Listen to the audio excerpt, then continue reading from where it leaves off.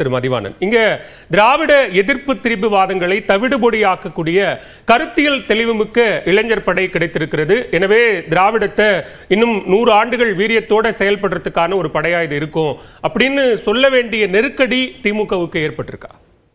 இல்லை, திமுகவுக்கு நெருக்கடின்ற வார்த்தையே என்னை பொறுத்த வரைக்கும் தவறுன்னு நான் நினைக்கிறேன். அப்படி என்ன நெருக்கடி வந்துடுச்சு இப்போ அப்படின்னு நீங்கள் சொன்னீங்கன்னா நான் நிச்சயமாக அதுக்கு பதில் சொல்கிறேன். அதில் மாற்று கருத்து கிடையாது.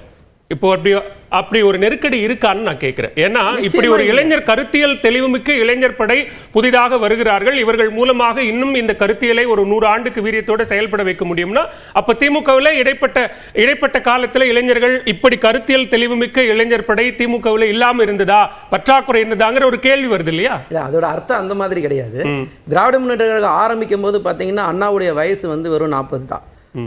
அன்னைக்கு கலைஞருடைய வயசு 25, பேராசிரியருடைய வயசு 26. அன்னைக்கு ஆரம்பிக்கும் போது எல்லாருமே இளைஞர்களாக இருந்தாங்க. கால ஓட்டத்தில் அதுக்கப்புறம் மாறும்போது ஒவ்வொரு காலகட்டத்தில் ஒவ்வொருத்தருக்கு வயசாகுதை தவிர வேற ஒன்றும் எந்த வித்தியாசமும் இதில் தெரியல. இன்றைக்கி நாங்கள் ஒரு கருத்தியல் பயிலரங்கம் ஒன்று நடத்துகிறோம். அதில் இன்னைக்கு இருக்கிற நீங்கள் சொல்கிற 2K கிட்ஸ்ன்றவங்களுக்கு எத்தனை பேருக்கு திராவிடன்னா என்ன, தமிழ் தேசியனா என்ன, மொழினா என்ன, இனப்பற்றுனா என்ன, மாநில சுயாட்சினா என்ன, சமதர்மனா என்ன, சமூக நீதினா என்ன, எத்தனை பேருக்கு தெரியுன்றது தெரியாதுல்ல. அவங்களுக்கு சொல்லிக் கொடுக்க வேண்டிய கட்டாயத்தில் நாம் இருக்கிறோம்ல.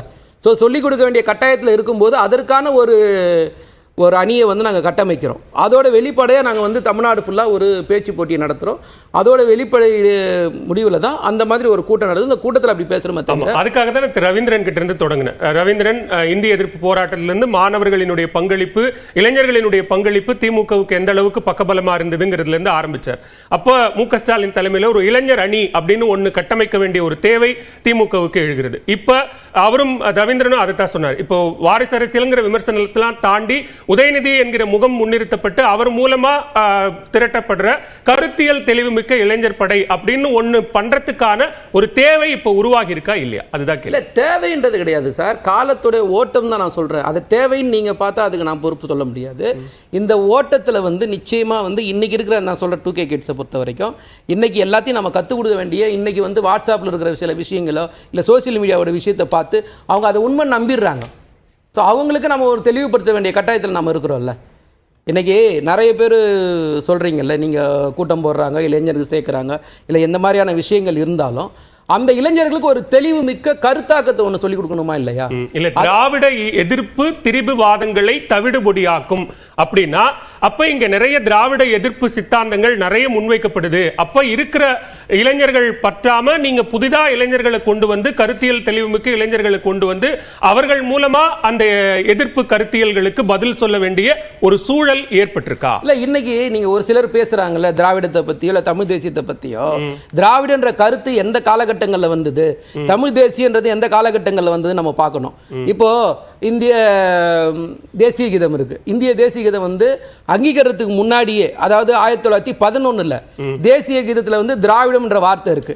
ஸோ அன்னைக்கு திராவிடம் நாடுன்னு சொல்லும் போது அது சென்னை மாகாணம், அது ஒடிசா வரைக்கும் அன்னைக்கு இருந்தது.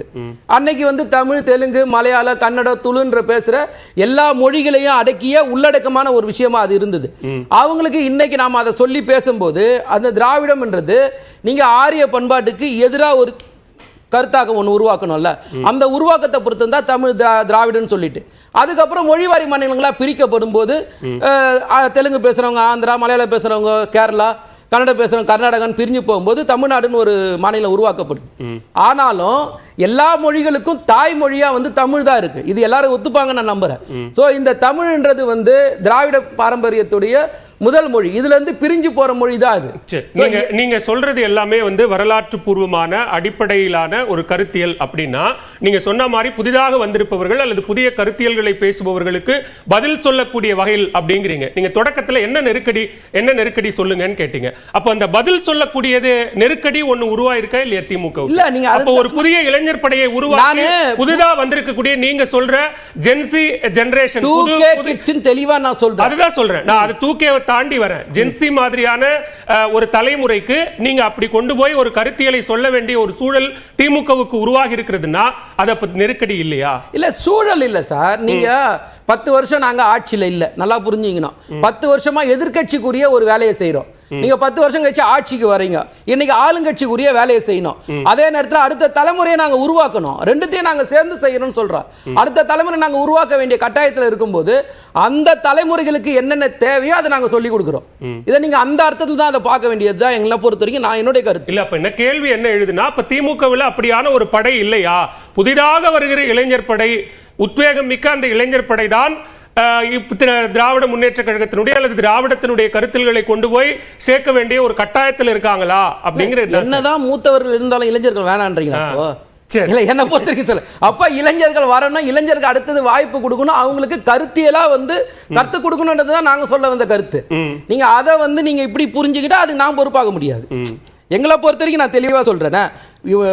முன்னோர் இருக்காங்க, சீனியர்ஸ் இருக்காங்க, அதுக்கு அடுத்தது நாங்க ஜூனியர்ஸ் உருவாக்கணுமா இல்லையா? இப்போ ஒரு இந்தியன் கிரிக்கெட் டீம் இருக்கு, ஏ டீம் பி டீம் எதுக்கு பிரிக்கிறாங்க? சீனியர் ஜூனியர்னு ஒரு டீம். பி டீம்னா வேற அரசியல மாறிடாது, வேற எங்க போய் வேற புள்ளில நின்றோம். நான் எங்க கட்சியை பத்தி பேசுறேன், நீங்க வெளியில அதை எடுத்து போய் பேசுறது நான் பொறுப்பா முடியாது. பேசுவோம். முதற்கட்ட பார்வையை எடுத்துக்கிற திருமிகு சசிரேகா, இங்க அதிமுகவினுடைய பாரம்பரிய வாக்குகளை தாண்டி கடந்த தேர்தல்களினுடைய வாக்கு சதவீதத்தின் அடிப்படையில் அதிமுகவுக்கான பெண்கள் வாக்குகள், இளைஞர் வாக்குகள் குறைந்திருக்கிறது. அதை ஒரு 10% அப்படின்னு அதிமுக பொதுச் செயலாளர் டிஃபைன் பண்றாரு. அந்த 10% வாக்குகள் குறைந்திருப்பதன் அடிப்படையில் இளைஞர்களை அதிக அளவில் கட்சிக்குள்ள கொண்டு வரணும் அப்படிங்கிற ஒரு அறிவுறுத்தல் வழங்கப்படுது. அப்போ தேவைப்படுதா இளைஞர் சக்தி அதிமுகவுக்கு? இது இப்ப நம்ம போறது சட்டமன்ற தேர்தலை நோக்கி தான் நீங்க இந்த விவாதங்களை எடுத்துட்டு வரீங்க. அதன் அடிப்படையில் பார்க்கும்போது எங்களுக்கு சென்ற தேர்தலில் 21 வெறும் 3% தான். அதாவது வாக்குகள்ன்றது 2 லட்சம் வாக்குகள் மட்டும்தான் ஆளுங்கட்சிக்கும் எதிர்கட்சிக்குமான வித்தியாசம்.